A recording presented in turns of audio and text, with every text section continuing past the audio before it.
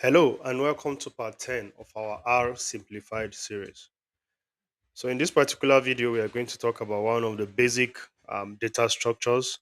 We'll look through them one after the other. So, we are starting from vectors. Um, Catch our part 9 on YouTube. Go to youtube.com, search for Betaverse, that's our channel, and you see our R Simplified series. You can follow our videos from part 1 to part 9 and you understand the journey that we are on. So we are going to pick up from vector in this particular episode. So what are vectors? Vectors are just collection of the same type of data. Either you are collecting numbers or you are collecting characters or you are collecting booleans, just collection of same type of data. So it's one of the way to structure our data if you're working on same type of data. And whenever you want to collect a vector, you need to pass it um, inside of this particular R function, a C and a bracket, meaning that it's an atomic collection of atomic kind of data. So for example, let's say we want to collect a data that consists of ages and it will be an atomic of ages. So you can say 23, 45, 67, 65, 32. So if you notice something right now, you will see for each of the data that is passed into this collection, you separate it with a comma. So if I want to see the number of ages we have, I could just say ages, and then it's easy for me to just see I have a collection of atomic of ages, and it's showing me that my age is a sequence between 1 and 5, meaning I have 1, 2, 3, 4, 5 total number of ages in my collection. So, you know, if I want to do a collection of maybe food items or names, for example, I could make it an atomic of, now the data type for names are always characters, or you call them strings, which are in this format. Let me just have four names. Let me start from Ada and move to Tolu, and maybe I have a Taye and Tiye, and at the end of the day, I have an Usman. So this is a collection of names. You can see it said I have. Now, R is um, R is so particular. Not even R. Every programming language you use are particular when it comes to data type. You can see R said, "I have values of ages and names in my environment. Ages are numbers, consist of five, and here are the numbers. While names are characters consisting of four." So you see, the data type that we have is determines on how we are going to interact with it. So if I just want to see the collection of names, you can see I have a string of collection of characters as names. So we have some methods that are attached to this particular guy. Let's say I want to um, sort these ages. For example, if you take a look at the ages, I have 23, 45, 67, and the last one is 32. Let me try and do call a sort method on them and see what we have at the end of the day. You can see the age is now well sorted from 23, 32, 45, 65, 67. So why are we always using most of this method at times? Remember, your data is coming from a place. You might not even own the data. You might not even know where it's coming from. You don't own the database, but then before you do your analysis, you need to be able to process your data. So it's always good for you to know all these methods. One of them is sorting. It takes from the lowest to the highest. So same thing, we can also sort this. Let's assume this started from Usman here, and we have Ada and Tulu. So let's quickly sort this out. We want to sort names. Names. And by sorting name, you can see it started from the name with A, then PQRST before U. You understand what the sorting is. So the sorting method is one of the method you can call on your atomic data type to sort them. Another thing is maybe you want to assessing the particular data in the atomic. If I go ahead and say I want to see names in a particular index one, can you see that? It's saying the name in position one is Usman. For the fact that we sorted the names, but it's picking it from this original one. But if I have this, say, sorted names, now I have this in my environment as sorted names. So I can go ahead and say sorted names. It will start with Ada. So when you're doing your data manipulation, mostly you need to be able to move around different data types and understand what they are and what they are doing. So that means if this is represented in our environment in R, can we have an atomic of sequence? Let's just call it grades. Can we have an atomic of sequence? That's the question now.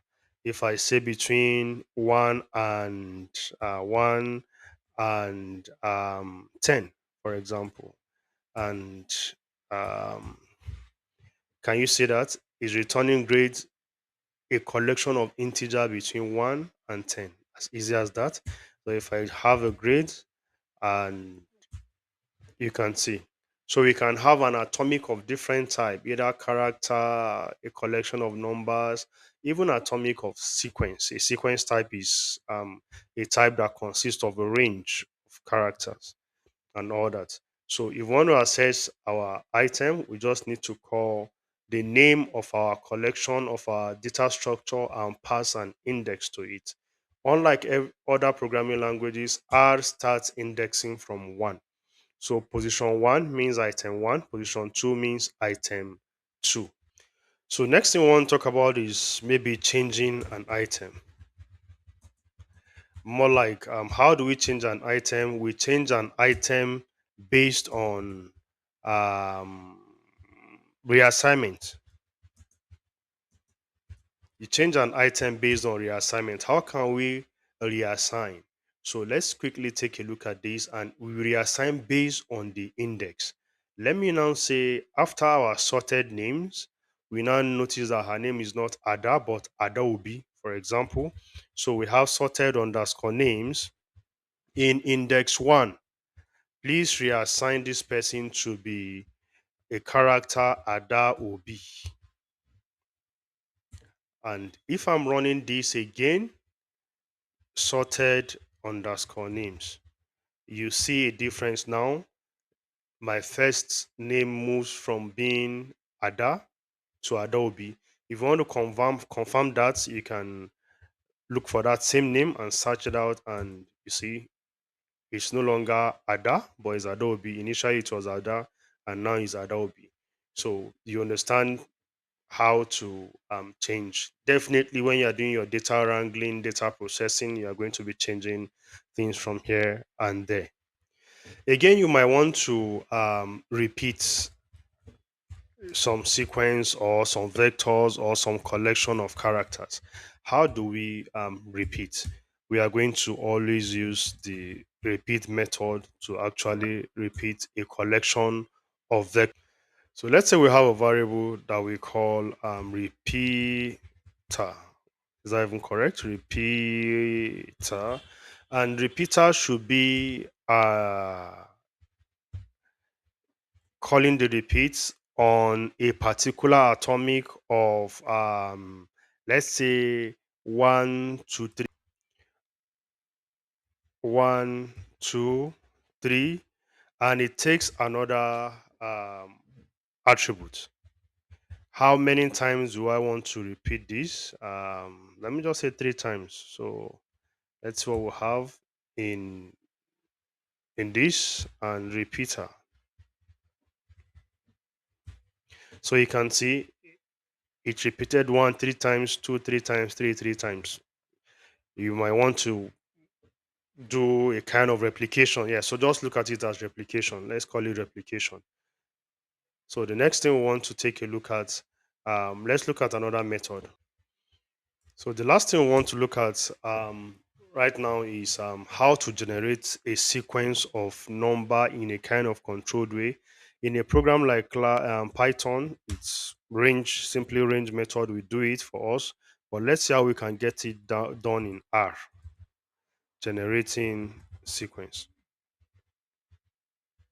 You can get it done in two ways. The first way, you can use the column character and to give you a number between 1 and 30 as the case may be.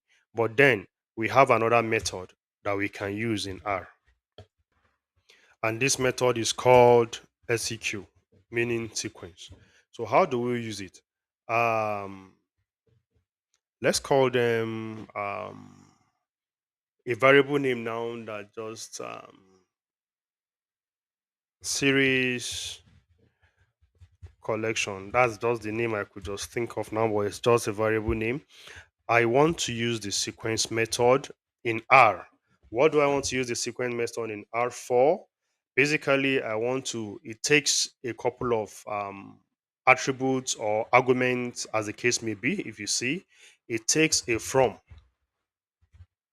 one, it takes a two, maybe to 50, and it takes a by, which is more like a step. So in this expression that we have, we want to take from 1 to 50 in a step of 10. So let's see what it gives us at the end of the day.